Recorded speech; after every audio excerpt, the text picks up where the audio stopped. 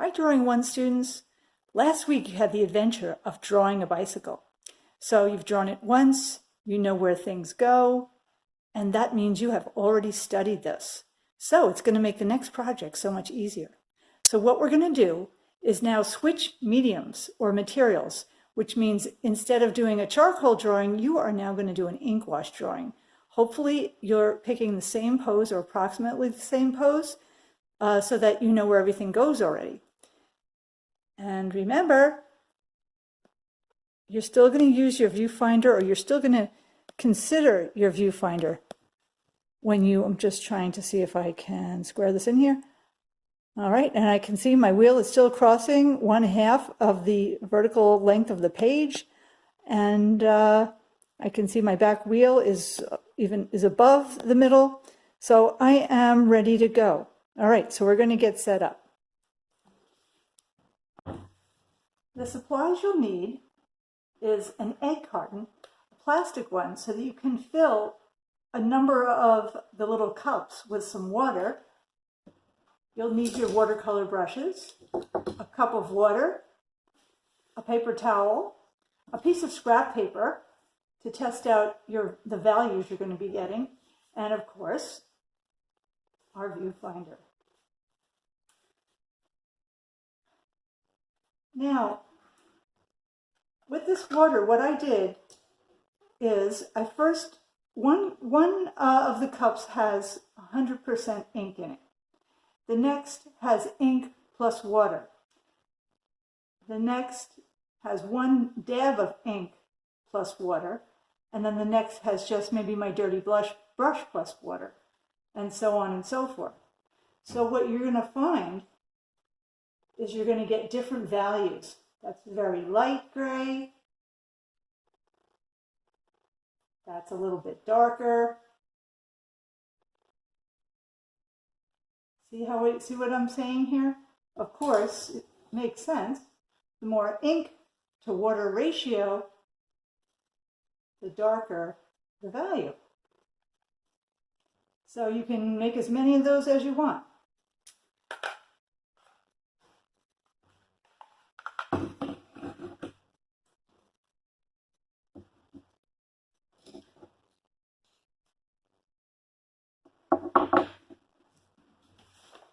Now you're going to find as you paint, things kind of get diluted or they get more ink in them. So it changes over time. So remember, we've used our viewfinder. We've laid out our composition. We've marked our page on the edges of your paper so you know where your horizontal middle is and your vertical middle. So you know where things are going to go. You're going to use this paper, again, just as a test as you go along to see how much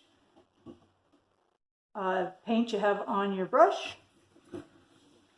And then you're going to use your viewfinder to figure out where things go. And then you're going to go at it. Now, the first thing you're going to do is you're going to just lay it out using the lightest of the grays.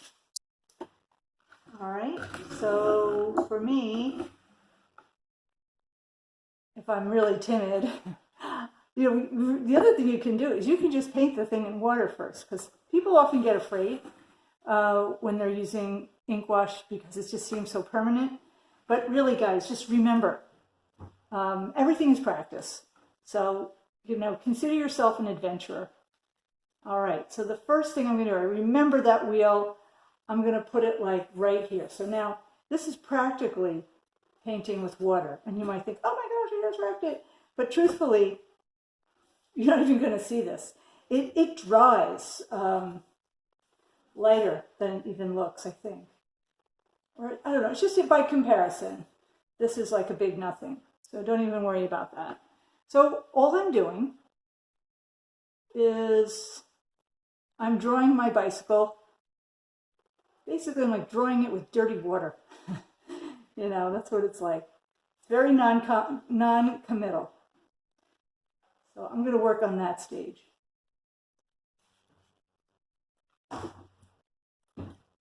right, I'm moving along. I'm still looking through my viewfinder.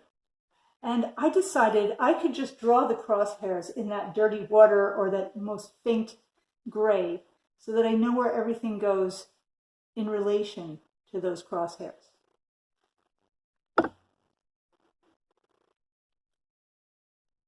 So I see that the bicycle frame kind of crosses here, right at the center in the upper left quadrant. You know, so really it's almost like a connect the dots thing.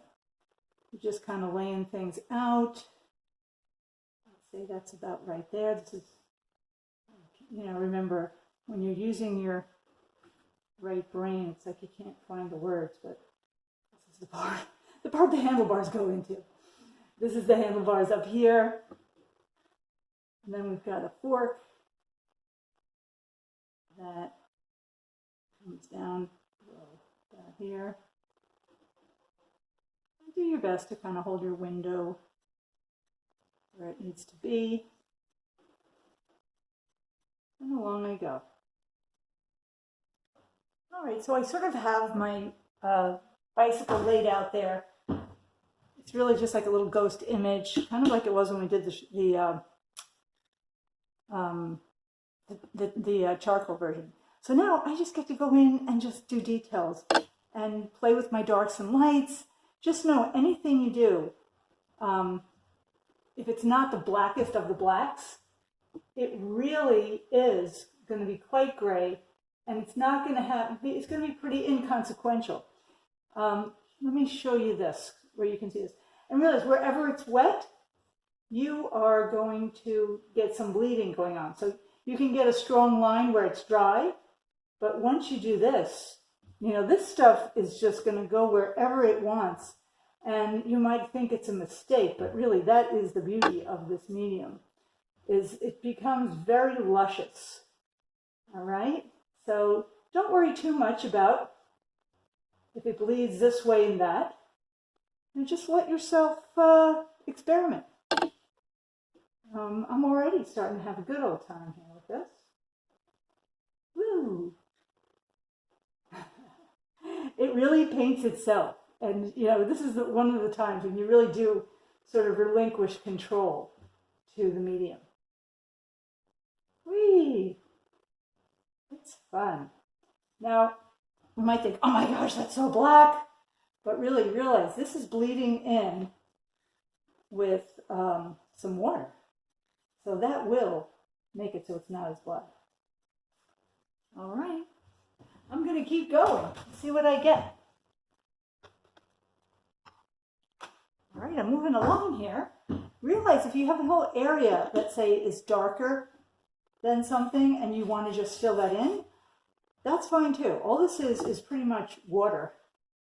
I just see that the fork of my bicycle is lighter than the background. So I'm just going to fill in this background a little bit.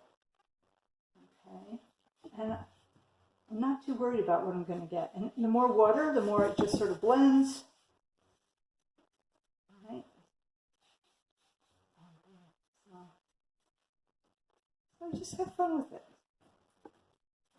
So, you know, if I put gray there, maybe I'll put some gray over here. That wheel is still quite wet.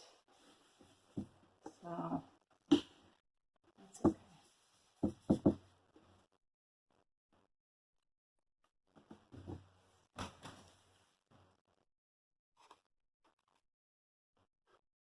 Now notice I haven't put any spokes in yet, because this is all wet here. If I try to go in there and put spokes in, it would all bleed together. So here, maybe I'll show you, see how that works. Not bad though, like maybe I like it that way. So let's just do it. Yeah, some of it's dry, some of it's not. And I'm not too worried about being exact about where the spokes go. What I do see is that at some point they cross. And sometimes they don't. Sometimes one that's up here will come down and cross there. Whereas another one, you just go this way. It's just, this is just sort of a basic impression.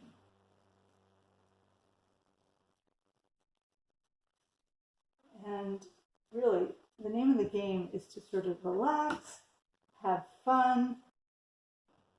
You really sort of want to let it be itself.